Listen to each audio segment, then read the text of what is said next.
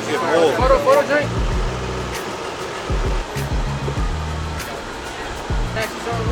Yeah, man, sandwiches. Yeah, listen, man, Cigar Talk. We outside. Y'all know I got my boy, Abdullah Mason. We in Harlem right now. Come on, you know we touch the town. Gotta bring the boy uptown to Harlem, you know what I'm saying? So how this looking right here, man? They're looking good. Usually every time I come out here it's because I got a fight out here, but yeah, now I'm able to be out here, you know what I'm saying, chilling in the daytime. Yeah. It's lit. Yeah, listen, Harlem's a beautiful place, man. It's a lot to do, it's good food, it's a lot of history. There's a couple crackheads, so anybody run up, I got you. Don't even worry. You don't even gotta do that. I take care of that. You know what I'm saying? But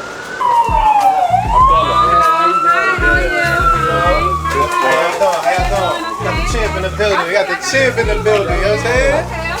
How y'all doing? Ain't nobody mess with me when he around. Okay, Cool.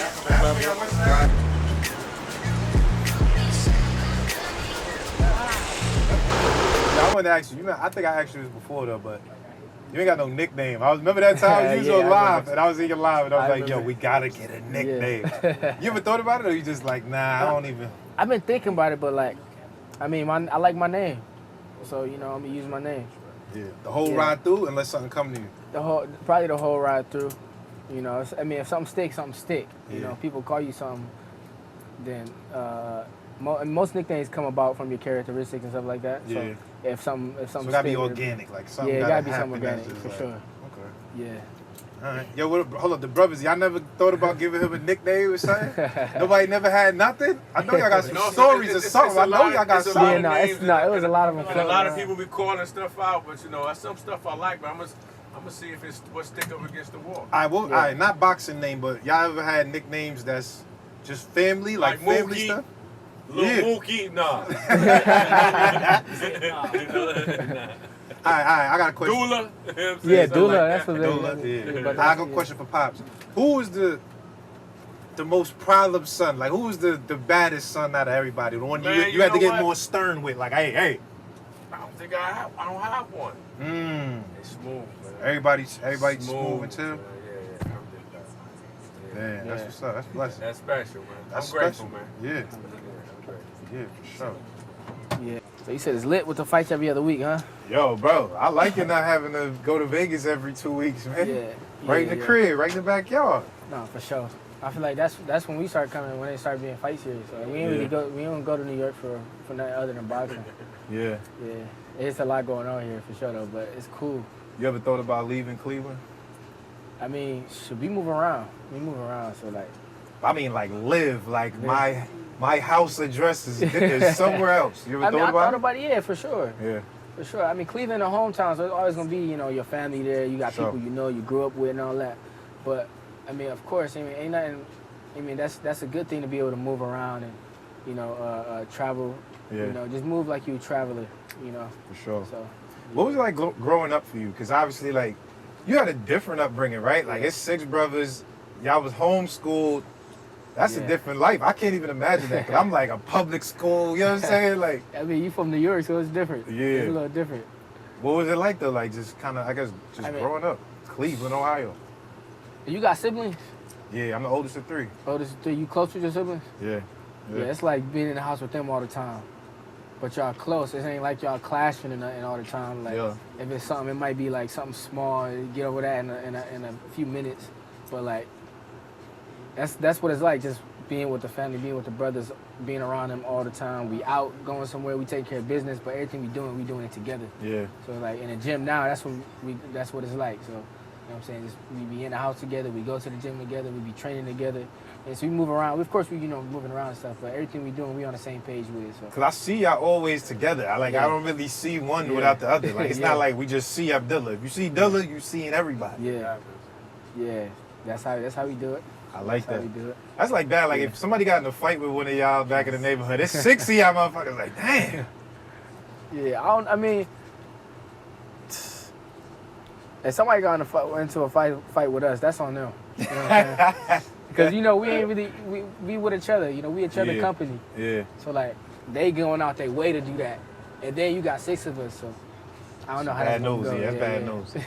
Yo, so, I always tell everybody this story, man, because I remember when I met you. I got to tell it again on camera, because it sticks out in my mind. I went to the gym. I was interviewing Devin Hayden. This was he was with Top Rank. It was right before the Cambosis fight, and I remember it was a bunch of kids that did sparring or saying they wanted to spar. Yeah. And then we was talking, and then I was like, I think I asked you your name, and so you said, yeah, I seen your show before, whatever, and you say, I'm Abdullah Mason. I'm next up. I got my pro debut. Come and check me out. Yeah. And I'm like, whatever, because everybody say that to you. Check me out. So I'm like, all right, whatever. Yeah. And I watched it, and I was like, oh shit, like this kid is really the real deal. Tell me, from then, that point, right, like, because that was your pro debut. Yeah, it was pro debut. Till now, where you got a world title fight on the horizon, right? Yeah. Tell me that. Like, what was the most difficult part of that process? That's like maybe 3.5 years, I think. Yeah, it's about to be 4. By the time I fight, it's gonna be 4 years. The most difficult part of that process. It wasn't nothing too difficult about it that stood out. But anything you do or anything I do, there's always gonna be some type of sacrifice you got to make in order to get somewhere you really want to get to. So I feel like that's the part about it that's like, that's the. If I were to say there was a challenging part, that'd be the challenging part, making sure I'm focused and making them sacrifices, staying, on a straight line, on that straight path to make sure I get to that goal. I see that. Because I would think, right, like, does it feel real? Because again, it's like from pro debut to now, it's like, damn, I'm here. I made it to where I was trying. It feel the same. Yeah. Just like where I was then trying to get to here. I'm going to grab a world title and I'm going to go up from here, So it feel the same, it's all work. So you a professional athlete, it's always going to be another step, another hurdle to go over. So that's what I feel like, I'm still young in the sport. I still coming up on my first title. Yeah. I'm still, real early 20s. So it's a 21, long right? road to go. Yeah, 21. So it's a long road to go. So it feel the same as, when I first turned pro as now, in the sense that it's a lot of growth to be had. Yeah. I feel like, your first world title is in Riyadh, right? I don't think you would expect that. Nobody expect that. Yeah, I didn't expect it. Yeah. How do you feel about that? Like the fact that it's like, all right, I got this big moment. Yeah. Obviously, I would assume most of Cleveland ain't going to be there because, it's a long flight, a lot of money. How do you feel just about it being in Riyadh, though? It's going to be different. I know it's going to be different. We was actually out in Riyadh earlier in the year. But everything different, like the food different, the climate different. So it's definitely something to get used to. But it's more the same when you prepare for, stepping in the ring. Because, when you're there for what you're there for, you got to be prepared for that moment. So, I'm still going to have an opponent in front of me that I'm ready to face, with the same 8-ounce gloves on, with the same square circle. So it's going to be the same in that sense. So I just got to make sure I'm, focused and I'm prepared for that moment. Do you think does the fanfare, like, are you aware of the fans? Because usually, like in Riyadh, you can see there's more UK people than US people. You know what I'm saying? So Sam Noakes probably gonna have probably gonna have his fans, and then does that play an effect for you at all? Like just being able to hear people like booing you and like. I feel like that's gonna add some spice to it. That's gonna make the outcome a little better. Yeah. That's gonna make the outcome a little better. It's gonna be a little different, but you need that. Sometimes that's what you need, to go through those things or just experience different things in order to grow or know that you experienced them. So the next time out, it'll be smoother, it'll be different or anything like that. But it's something that I'm looking forward to. Me too. Yeah, because I feel like, listen, you've been every spot you fought at. People, I feel like they know you. They like Abdullah. Everybody hype. I want to see how it look when you in the Lions Den and they go to get you. Whoa! They're gonna be going crazy. So I just want to see what that's gonna look like. But the UK fans, they like. Man, they love boxing. Like it's huge over there. Yeah, the arena's got 60,000, 70,000. So that's something I can't wait to see. Just be out there, all the fans, they be going crazy, the crowd going crazy. So yeah. Yeah. What you think about Sam Noakes, like in general? Have you watched film on him yet? Like you took a look, you studied it, or? Yeah, no, he cool. He a good fighter. Like he shoot with his power. Yeah. So and that's one of the main things he got, but you could tell it's there though. So it's not like. Fake power. He got power, so yeah. So that's the thing. You just got to go about it accordingly. You have the proper training camp preparation. Yeah, I feel like just watching your style over the, I've been watching it the whole time. I feel like the last few fights, you slowed down a little more. Like you more patient, taking your time. Is that Is that a cognizant thing that you were like, I got to start doing, or do you think that just kind of comes with experience? Like, what is that? It's both for sure. You know, that's something that we've been knowing is something that eventually will happen. Yeah. And just for, you know, my fights steadily going up, and for me to be having these step ups, be making it a little more prominent. Okay, let's actually start slowing it down a little bit and stuff like that. You know, with me coming up on the 12-rounder. Well, that's funny that I've actually fought 8-rounder this year, and you know, my fight now is gonna be 12-rounder fight. So yeah. That's a lot of growth in that span. Yeah. So I feel like I'm able to adjust, and that's the good thing about that is I'm able to adjust and fight that pace. And when you slow that down, sometimes you might have to speed it back up. Mm. So it's good to have both. But right now, that's what we're doing, just slowing it down, having a little more fun in there. Yeah. All right, tell me about the first time you met Turki Alalshikh, because obviously you on the ring card. Yeah. I remember when he tweeted your name, I was hyped. I mean, he tweeted like, yeah, don't get right. this money. Like, I was so happy for you. You know, it seems like he's a fan of yours. You met him, I assume. Yeah, I met him. What was that like? Explain that.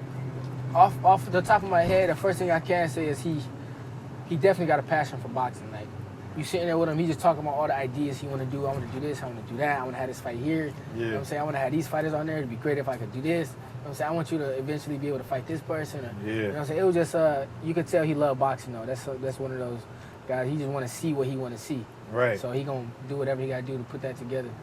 Was it like he was saying he got a plan for you? Like, all right, I want to see you do this. No, not specifically like that. But he just like, he loved boxing, so he sees certain fights like, okay, oh man, it'd be great if this person fought this person, that type vibe, you know. So, you know, when he put the actual cards together, you could tell he excited for that. He got the passion for that. So that's his main thing that he trying to do, you know. What did he say about you, like your skills, your talent, just him watching you? What was his reaction to your game? He pretty much the same thing he tweeted. You know, he tweeted, I see Abdullah Mason as like the next Muhammad Ali in the making. You know, that he just got to stay focused and keep training hard. Those some big ass shoes to fill, bro. Yeah, no, Muhammad for sure. Ali. That's for sure. Yeah. Yeah, that's you know, that it don't get no bigger than that in boxing. Muhammad Ali, that's the biggest it gets. So, you know, for him to say that, it kind of lets you know where people's mindset are when they, you know, in terms of watching me, you know, just seeing everything unfold in a good career, in the sense if I stay focused or if I, you know, reach certain goals that I want to reach.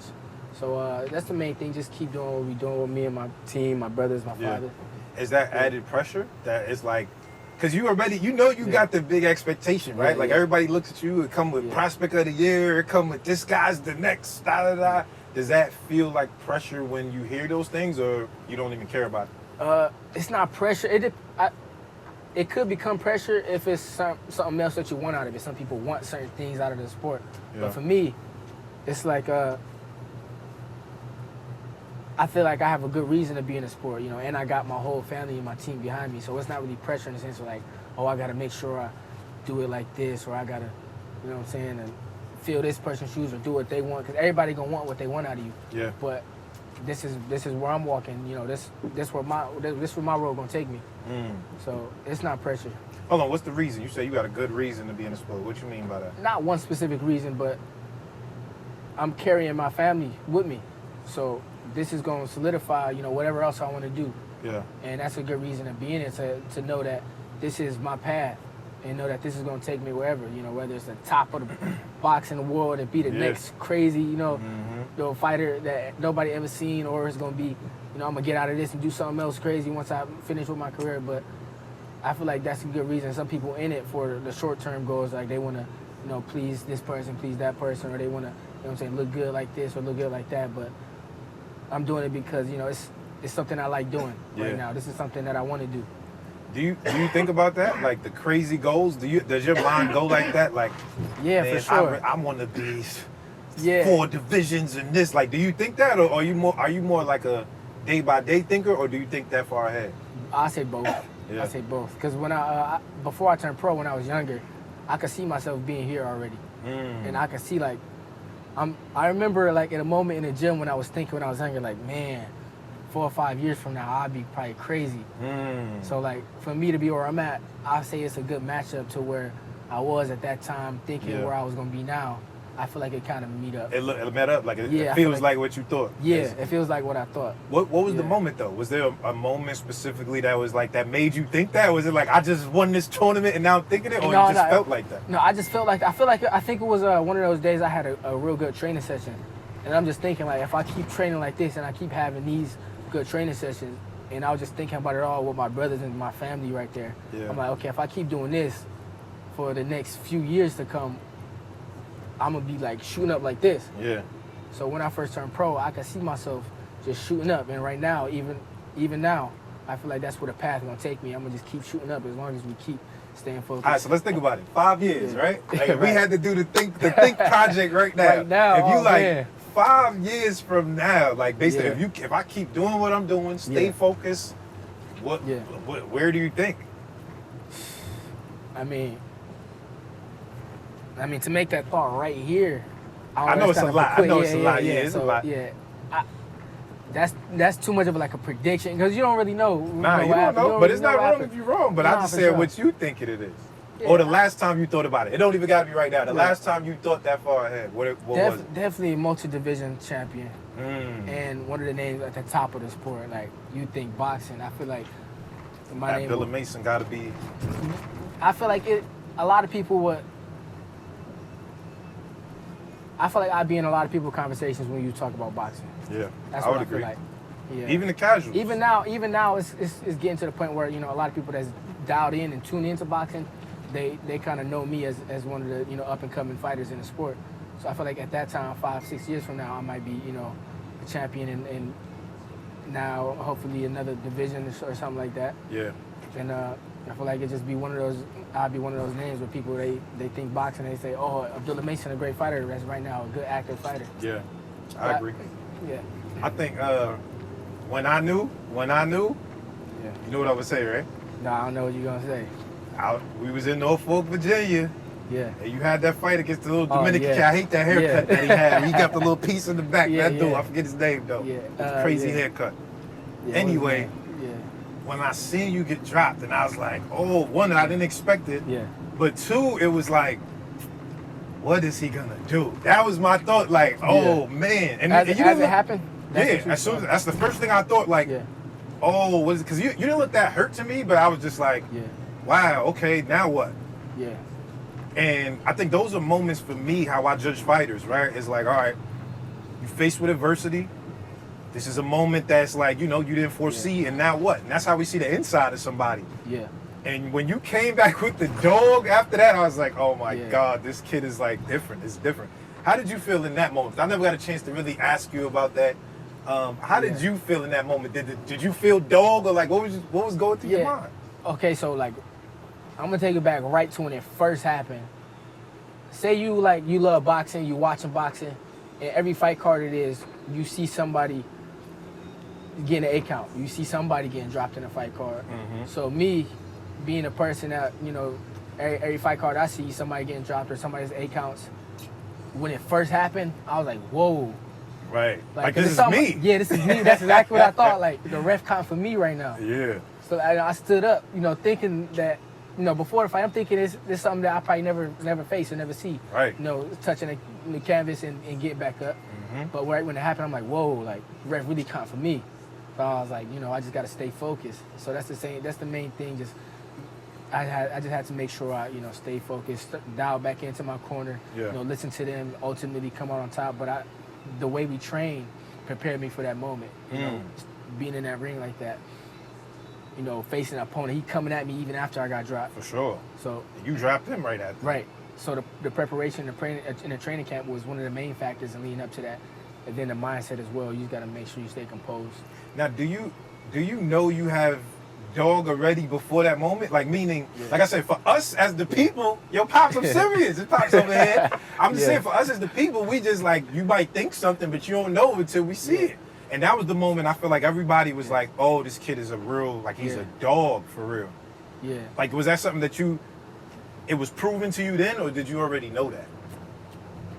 I mean, one thing you know is when you get into a situation, you would never know exactly how it's going to turn out until you get into that situation. Yeah. But I definitely felt like I knew I had it in me because anytime I'm thinking about those situations, it's like it's hard to see myself in a sense where I don't want to be there. You know, some people get dropped or they feel like they're not in a fight no more. That's You know, a fact. they don't want to step out. When I feel like if that happened to me, ultimately I'm gonna try to do whatever I could do to come out on top even after the fact. Yeah. So a lot of people give up in that sense, and I knew I wasn't gonna be a person to give up in that situation. Nah, for sure.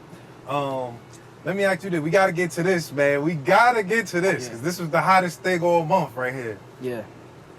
You and Kid Austin, that sparring footage came out like, what was that, a week ago? That was right before the announcement. Yeah. Oh my God. Well, first, because I think it's kind of started on Cigar Talk, you know what I'm saying, where we talked about the sparring session. That was our first interview. They did a bunch of interviews and said a bunch of things. It was just a bunch of back and forth. One is, I guess, all right, do you feel like that, the footage, was that like, was it a plan? Did it just come out? Like, what did you thought about the footage? Like, One thing is, I'm not gonna say too much about the situation, but anytime you hear about it, it's always, them talking about sparring, I did this in sparring, but one round, for 2-3 years, you gonna talk about one round of sparring? Yeah. So I feel like, they just trying to get sparring, and look at me, I'm contending for a world title. So, they had a few opportunities that they missed, to fight for a world title, but now they gotta sit on the back seat and talk about sparring while they watch me grab my title. So, hold on, but was that, because we heard about it, but I feel like it kind of got swept under the rug a little bit. Like, there was an offer for them to fight you for $1 million. Like, is that true? Like, that's true. That happened? That's true. And the next fight, they ended up, not doing that in a sense where it didn't make sense. So, they sitting and watching me, while I contend for my world title. So, if he end up getting a title in the future, then maybe we could talk again. Yeah, but right now you're not interested in it really. You I'm on to bigger and better things. Sam Noakes, the better opponent. Yeah. So I feel like Sam Noakes, he better than them, and we gonna do what we got to do November 22nd. Yeah. And I want to bring it back home after that. That's what I want to do. I want to go back home and have a great, a homecoming. Yeah. All my supporters, all my people watching me, they've been supporting for a minute. And every time I go back home, they can't wait. Like it's crazy, right? They can't wait till I have a fight real close by. So, to be able to do that with a title in my hands would be a great thing. I'd be grateful for that. Well, listen, I'm Cigar Talk, so I gotta hype up the future fights. I gotta do my job there at Cigar Talk. But I'm saying, all right, when he just fought Tevin Farmer, knocked him out first round, I didn't expect it. I thought he would win, but not like that. I put on Twitter, I said, Abdullah and Kid Austin just got a lot more interested. And they got a lot of everybody's gonna fight you, everybody talking about it. When you saw that fight, did that make you feel? Say again, Pop, what you said? It's not interesting. Yeah, they said that too. He like, nah, it's not interested. Well, he started the fight. He started the talk. Yeah. And he ended it. Nobody even talking in between to him. It started and ended. He started it and ended it. Like there ain't no back and forth going on. He don't even did nothing. He don't have nothing, bro. We got a title coming. Right. Hold up. Did that victory from Kid Austin, did it make it like, all right, he on the radar now? Like this is another on the radar? Maybe for him. Yeah. His folks. Yeah, but for y'all, nah. Like, he was tough, on bro. a different. His mouth, bro. I say one thing. At the time they sent him the offer to the time he had that fight, that's going. What he did was he was going backwards. So that's a fight. I feel like that performance was kind of inevitable. A lot of people they thought it was going to be a certain way because Tevin Farmer, his style. But Tevin Farmer, he on a, what I'm saying, he on the back end. He's starting to go towards the end of his career. Yeah. So. I'm moving forward, and I feel like he's moving backwards. And they got sparring to try to fill the gap, one round of sparring. All right, last question about him. They said it was multiple rounds, though. I know y'all said one round. They saying it was multiple. What happened in the goddamn sparring? They saying it was 4 or 5 rounds. I think he said. He also said he had a lot of receipts and a lot of witnesses. Yeah. So if it's some more round, he did. He said that. Yeah, he definitely said that. He definitely said that. So he gonna bring it the other round. Let's see the other rounds. Come on, we gotta see the other rounds. And they don't exist. Right, because it was one round. All right. Yeah. All right, I gotta bring up this one. People want to know this one too. I love this moment too, because I love seeing young fighters go through the gauntlet. This is a part of the fun as us as fans and media. Did the press conference on the Keyshawn Davis undercard, right? Did the press conference.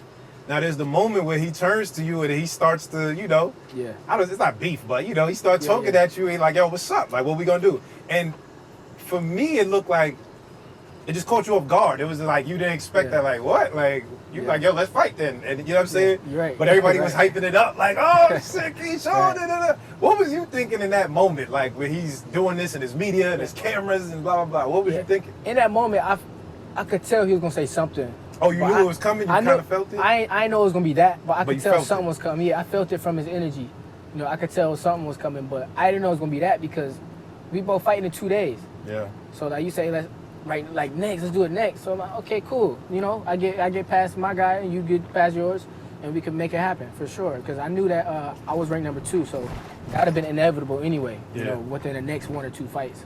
But with all that stuff that happened right then, I guess his joint fell out, his title got vacated. I ended up becoming the main event. So it kind of, it was just a moment for me. I just had to stay focused and keep doing what I'm doing so that I could, walk into this world title. I could walk into whatever I'm doing, But that's what I got my team for, to make sure that I'm focused. Yeah. That. Yeah, for sure. I love it. Because I feel like, even the media stuff, it's kind of like a fight, right? Like, you got to be prepared for certain things. Oh, no, for sure. Because you just never know how it's going to go. And that was the first time, at least, that I've seen somebody, coming at you on a media type of time. Do you feel like you learned from that experience, just in general, from a media standpoint? Or it's kind of like, whatever, you don't look at that stuff? I mean, you learn from every moment, but what else would I have done that was better than that? That's a good point. You know what I'm saying? Yeah. Like, if I would have went back and forth or try to go crazy and combat, it would have been. It don't make no sense. Yeah. So I feel like it was a great experience, for that to happen right there on that stage, for him to be doing what he was doing. But I also feel like it was nothing else that would have been better for me. Yeah. Did you feel a sense of vindication, or because obviously the way it went is just like I was telling your brothers earlier, that's like a storybook ending, right? Like he did that, y'all went at it, blah blah blah. Obviously went the way it went for him. He wasn't headlining anymore, and you became the headliner at what was supposed to be his event. Did you feel like a sense of vindication, or was it just like whatever? I'll just I got business to take care of. Yeah, definitely got business to take care of. I mean, it ain't nothing personal. Like boxing is boxing, so whatever happens is going to determine who step in the ring and fight each other, whoever happens previous to that. So whether something happened a month out, whether something happened in training camp, whether something happened the day before or the day of the weigh-ins, it's going to happen, and boxing going to ultimately determine, what 2 people step in the ring with each other. And your preparation is what determine who come out on top. So as long as my preparation was right, I know that boxing going to determine whatever. Yeah. It was a surprising factor. It was something that was nobody expected, but it was something I feel like I was prepared for. Me and my team was ready to, do whatever we got to do. All right, so let's say it didn't go like that. Yeah. He had his fight, he won, and then it was like, all right, Abdullah next. Was that something you was really into, or was that like... Yeah, I mean, the thing is, I knew I was ranked number 2. Yeah. So whether I fought Nakathia, and then this guy, Sam Noakes, he would have been after that. Yeah, so whatever way it went, that was next. Right. So anything to get to the belt, whatever. Yeah, that was the next 2, 3 steps or whatever. Next 1, 2 steps. So I definitely was ready for that. Yeah. Do you think? Because I think what Carl Moretti said today was interesting, where he was like, "Yo, I think that you got the Chris Mannix asked him. He said, "Yo, some people say, is it too early for Abdullah? Or he's young, blah blah blah." And he's just like, "Yo, this is one of those moments that he's obviously a super talented kid. We're gonna throw him in the water and see what happens." Yeah. Do you feel like? Obviously, you're going to think you're going to win, but I'm saying is, would you have liked it to go different? Like you said, there was another 1 or 2 steps before it, but now we straight there. Would you have preferred another couple steps? Because like you said, you went from 8 to 10 to now 12. Or was you like, I like it like this, I'm just jump in that pool? I mean, everything happened as proper timing. So you could see it playing out a certain way to that kind of shift. Now I see it playing out this way. You know what I'm saying? So So if this was for that, I mean, if this was going that way, then we'll be prepared for that, and that's what we'll see ourselves coming out on top in that, on that way. Yeah. But this path, this happened at a proper time, and this was for us now. So, we're gonna walk this way, and we're gonna come out on top this way. Yo, Norfolk love you low key, bro. I ain't gonna lie. Yeah. They showed you a lot of love out there, man. Yeah, no, Norfolk was lit. Even the first time out. The first time was crazy. I fought the guy with the shack, man. Yeah. The first time out was crazy. Yeah, that was crazy. Yeah, and the second time it was like, it kind of solidified as being like a second home in a sense to where like everybody, you know, that was my first main event fight. Yeah. Everybody couldn't wait to see me out there and see me come back and do it again, so they was excited. All right, so you know if you win this next fight, you're the WBO champion. Yeah. Now it's a target on your head. Like now it's open season. Now we want Abdullah. Like I think it switches from you calling out people and I need this to everybody gonna start to call you out. What you think about that? Like now you the target of the big guys, where it's like Tank and Shakur and Andy Cruz and Mortala, whoever wins that belt. Like what you think about that? Like now being the target instead of I'm targeting y'all. You know what I mean? Yeah. I would say you get what you work for. So whatever opportunity come my way is because I work for it. And whoever coming up behind me, and if they get an opportunity to face me, it's because they work for it. So our paths leading up because, you know, this is what we're working for. We professional athletes, boxers, and we getting in there to face each other and see who come out on top. And that's something I'm prepared to do, you know, face everybody who calling me out or who want to fight me. Because, you know, that's what I'm here for. Why else I'm going to be fighting if I'm going to be ducking and dodging people, you know what I'm saying? Mm-hmm. So I'm coming at the top for a reason. Is unifications important to you? Whatever's better for my career. If that's better for me, I'm going to take them. You know what I'm saying? So if that's what's next, that's next. Because I be wondering, like, to me it's a balance between, like, names and belts, right? Like, you kind of, you need both, right? Like, to at least to well-round the career to make a star. And I'm just curious to you, like, because I think different, I ask people that question, and some people are like, I don't really care about belts, I just want names, and some people, I really want to be undisputed or whatever. Like, for you, is it kind of a mixture of both? I say it all matters. It all matters. Some people say this don't matter because it might be better for them at the time. Some people say that don't matter because the other thing might be better for them at the time. But I feel like it all plays a part in your career. You know, the belts, the titles, you know, once you're said and done, you got this title, you got this belt. Yeah. And then you fight the names, you know, that get you to a certain place in your career and it determines certain things. Okay, he went crazy against that fighter. You know, it was a great matchup.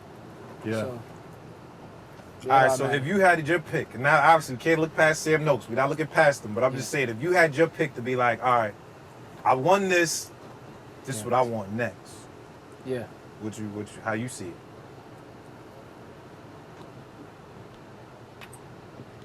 I mean, I'm coming up on a world title, so now I'm in a conversation with the title holders. Yeah. So whatever comes next out of that is, you know, that's that. But I can't wait to fight at home. That's one thing. I can't wait to have a main event at home. Pops, let me ask you though.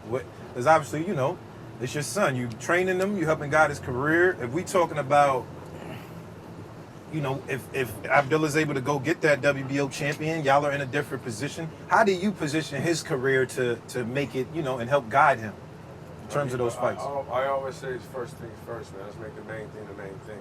And once we make the main thing the main thing, the next thing becomes the main thing. Yeah. So one thing at I like a time. that. That's how I work. How did you create this? You got an army of fighters. Like, how did you create this, you know, this legacy and this lineage to where you got, you know, somebody who's special, you got other brothers coming behind them? How did all of this come to fruition, man? I mean, obviously, the way you're saying that it shows that it wasn't just me. It was given to me. I guess it's like a gift, you know? Yeah. And I'm grateful for it, you know, so that's how it happened, bro. Did you think it would be like this? Yeah. You did. You knew, like, all right, here we go. Hey, that's what I thought. It was like that. Like you said, he said in another interview, whatever they do, they would be good at. They could have been New York Sweep Sweepers. And y'all would have did that The and been whole like... New York would have knew about it. You know what I'm saying? They're the thoroughest sweep sweepers ever, you know what I'm saying? So, yeah. I knew they was going to have to be focused, you know. That's what they inherited, focus, you know, and determination. So, yeah, I knew they were going to do something. Listen, this next part is the interesting part now, because now it's like I said, Yeah. I feel like if I'm looking, again, I'm not overlooking Sam Noakes. I think you should be able to beat him. This is my boxing brain talking. I feel like you should be able to beat him. But then we got them guys. Then it's like, it's the Shakurs, it's the Tanks, it's the, you know what I'm saying? Keyshawn and them. Hi, Pops, how you feel about them matchups? That's what we're here for. Yeah, that's what I'm here for too. Right. That's what we all here for. Yeah, that's what we here for. I mean, obviously those are fights you've had to think about before, right? Like, You matched yourself up in your mind against all of these guys? Yeah, for sure. Who you think would give you the toughest one? Like, just in your mind, maybe like, all right, I'm confident I can beat everybody. I just want to know who's the Sam toughest. Noakes is November 22nd. All right, there you go. There you go. Yeah. Who's your hardest opponent though? So far. So far? Yeah. Sam Noakes. Strong. He is. He's very So strong. far, He hit hard as heck. I don't know. I mean, I had some awkward ones, but eventually I went and broke him down and got him out of there in the end. So Yeah. I would It's- say it would be I hard say to- the obvious one is yeah, To do with the cut? yeah with the cut. Yeah. with the sag, yeah. I mean that's You can say that. You a can say that. situation. Yeah, it's a situation. It's It was a situation. Yeah. But it was still like, Smooth. yeah, like I'm like, what the hell? This Yeah. kid is just damn. Yeah. But yeah, I just cause the Sam Noakes thing is like, at least I think what makes it interesting is because we saw that moment. It's like, all right, well, we know this guy's a big puncher, and it's not just you. If he hits anybody, it's like that's a game. That could be a game changer for anybody. Mhm. What you feel like you got to do to try to negate the power?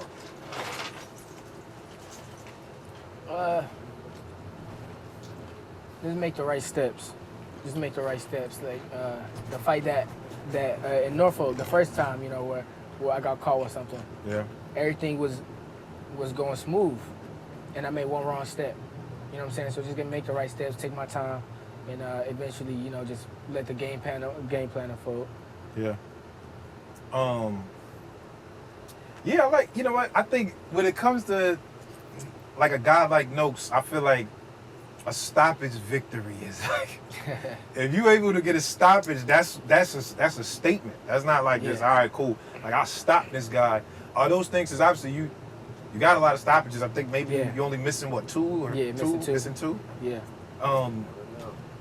Do you go in there trying to do that? Are you like, all right, no, now I got to stop this guy, or you just kind of like I'm gonna let it happen? My plan in training is to be prepared to do that. So I gotta be able to. I gotta be in shape to do that. So I got the skills to do that. Yeah. But once I'm in shape, that's when it come together. So I feel like if I do get in there with him, when we do fight, I feel like I'll be able to do that. Yeah. But you gotta be prepared for anything. He coming on 12 rounds. I gotta be prepared to take him a distance, box him, stay sharp, keep moving. So that's definitely would be a statement. You ready for them 12, Dilla? You ain't never had a 12 before, at least in the public eye. Yeah. We gonna have some fun. Yeah. We gonna have a lot of fun. I like that. I feel like you'll get a lot of UK fans after this, though, Yeah. for real. The UK boys is different out there. All right, what you think about this? Turkey, he started the whole Tom and Jerry conversation. You're not a part of it. Like, you know what I'm saying? Yeah. You heard about it, he don't like running. He like, I don't want no Tom and Jerry at my events. Yeah. What do you think about that whole conversation? Like, just the idea of Tom and Jerry. You don't even know what Tom and Jerry is, right? You never seen that show. I never watched it, but I know. We what heard it of is. it, though, right? Yeah, I know. I what seen it that is, video. yeah. You ain't know what the DVD was. And I said, oh my God, I'm old. Chill. I knew what the DVD was. You What probably was it? got- Oh, it was the cassette. It was something Yeah, it was that I was something. like, It oh was man. But hold up. All right, so you know Tom and Jerry though. I know Tom and Jerry. Yeah. All right. So what you think about that whole? Because there's a lot of talk about that. Hey, everybody talking about Tom and Jerry and this and this and that. I mean, I feel like that's his personal opinion that he kind of put out to the public. So I don't know if that's. I mean, I don't think that's really a thing. I mean, if you boxing, you're a smart fighter. Yeah. Then you on boxing, you're gonna be a smart fighter, and that's the way you go about yourself in the sport. So if you don't really, if that's not something you like, then watch a different fighter. You know what I'm saying? So. Were you ever like a Tom and Jerry fighter, or you was always a killer?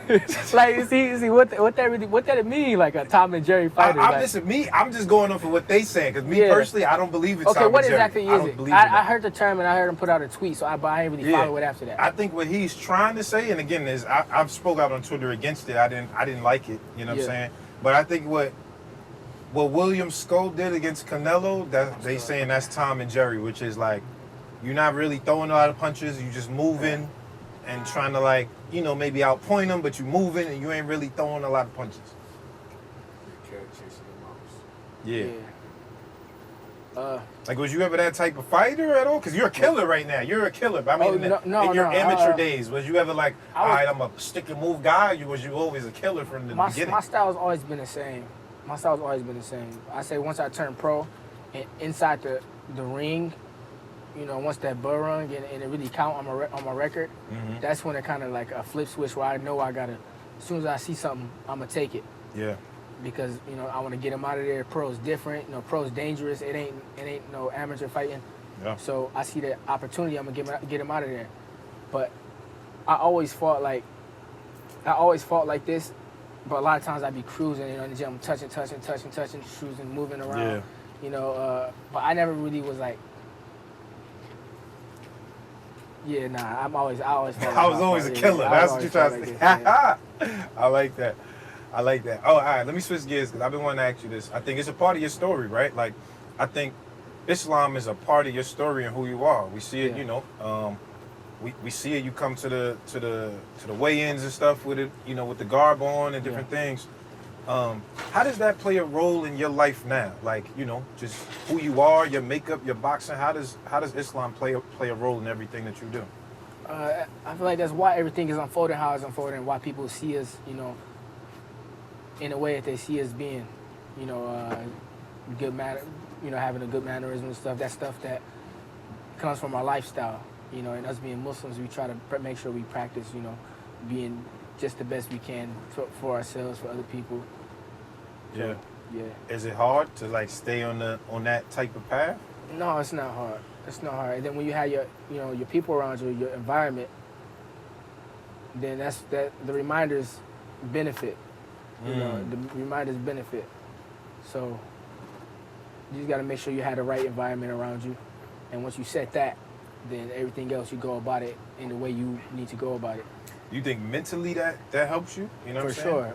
For sure, 100%. Like in what ways? Yeah, I mean, like we say, you make the main thing the main thing. Yeah. So it helps in that sense where ain't really too much other stuff that can sidetrack. You know, everything else, we try to stay grounded. Yeah. Yeah. And y'all grew up Muslim, right? Yeah, we grew up Muslim. Yeah. Pops, when did you become Muslim?